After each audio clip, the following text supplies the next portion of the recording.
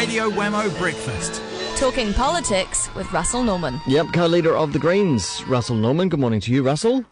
Morning, Wammo. Not on the waste this morning, are you? Not what, sorry? On the waste. On the waste? Yeah, not getting on the waste. On the waste of what? I don't know, just on the waste.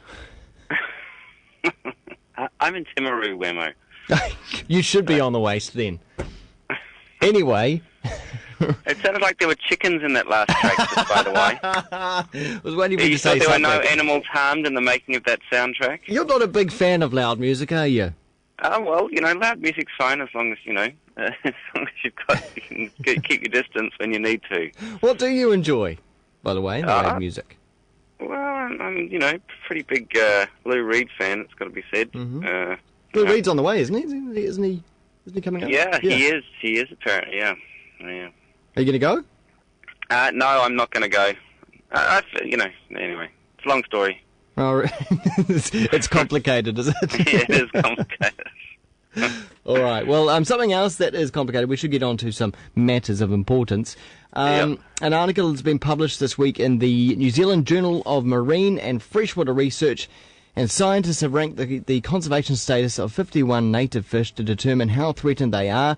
More than two-thirds are classified as threatened or at risk here in New Zealand. But concerning, why? Well, I mean, why are they threatened? How has this happened? It's primarily habitat loss. And so in the last survey, which I think was 4 years ago, it was about 54% were threatened or at risk, so it's increasing pretty rapidly. We're destroying our freshwater environments pretty rapidly, so the poor old buggers that try to live in there are really going downhill fast. I mean, some of the big drops were torrent fish, which is this great little native fish that lives in the rapids. So when you abstract water from rivers, you reduce the amount of rapids in them because the water flows down. So you reduce their habitat. Also, they like to live between rocks. It's like our native fish are amazing because you think you're looking at the bottom of a stream, but actually they live like a metre or two underneath the bottom of the stream as well because they go in between all the cracks between the rocks. Right. So when you put lots of sediment into that stream, it's like you pour sand into a multi-storey building and you fill up all the rooms. And so there's no space left anymore in the habitat for the native fish because they go in between all those little cracks. Yeah. So lots of sediment ends up in our streams these days because of agricultural intensification. And so, then there's all the pollution and so forth. So, I'd imagine the fish are suffering. Well, I imagine Didymo hasn't helped out very well at all. Didymo hasn't helped, and it's in the report as a risk that could affect future populations. So far, it doesn't seem to have had a huge impact, but we'll see. But I agree, it's not going to help. It's just, the thing is, we have these amazing fish which nobody really sees very much. Like the blue-gilled bully is such a great little fish, or the red fin bully, fantastic fish. Yeah. Beautiful, colourful fish, but you don't see them very often, so people don't really think much about them. And the little Kawado is a climbing fish. It's just fantastic. It just climbs up walls. Beautiful fish. Does it? What, outside of the water or in the water? If it's wet, so if it's in the splash zone, so because a lot of our fish, they have one part of their life cycles at sea. Yeah. So they'll hatch in a stream and then they'll go down into the ocean and then they come back. And so they have to make their way up our rivers. And as they do, they might hit natural obstacles or human-made obstacles. Yeah. And they have quite a lot of, some of the fish, like the Kawado, has a really great ability to climb waterfalls and things like that. So you'll see them climbing up using their little pectoral fins as little feet. It is amazing, because often we only ever think of salmon, trout and eels, and most of that actually isn't native anyway when it comes to some of the trout and salmon in our rivers. Yeah, and there's lots of little, we also have mudfish, which are these great fish. They're critically threatened at the moment in Canterbury, who are able to kind of almost go dormant as the river dries out, or if they tend to live in kind of mud holes, whatever. And as the stream dries out and they're left behind, they'll burrow down and just hang out down there until it rains again. And suddenly all these fish appear when the rain comes. It's incredible.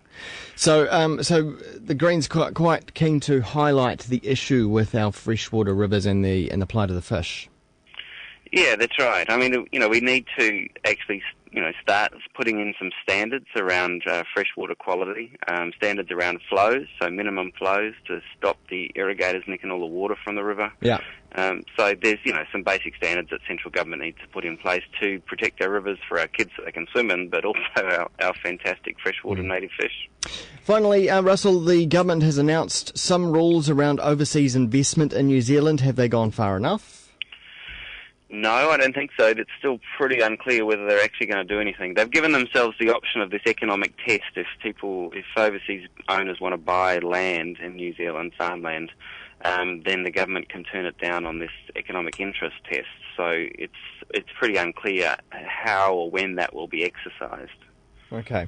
The government is saying that that they don't want to go as far as the recommendations by Labour or the Greens because it might scare off some potential investors. Well, the Greens we've put up a bill that says, look, there's this definition of sensitive land, it's called, but it's like farmland over 5 hectares. We've said, let's just have a rule which says farmland over 5 hectares can only be bought by New Zealand citizens or permanent residents, which I think the advantage of it is that it's really clear for overseas investors. Now, Labour and National haven't agreed with us on that, but at least it has the benefit of clarity. National's rule will leave overseas buyers actually pretty confused about whether their application's going to get through or not. Yeah. I'd rather we just had a simple rule about it, like a lot of other countries do that we trade with. Make it black and white? Yeah, it'd be pretty simple, and then actually, overseas investors would know where they stand, and they'd stand much like they do in a lot of other countries, like some of our big trading partners like China. Well, they can stand in their own country. How about that, Russell? Well, you can come here and you can set up your business here, but you can't buy farmland. There's only so much of it to go around. All righty. Hey, thanks, Russell. Cheers. All right. Cheers, mate. Co-leader of the Greens, Mr. Russell.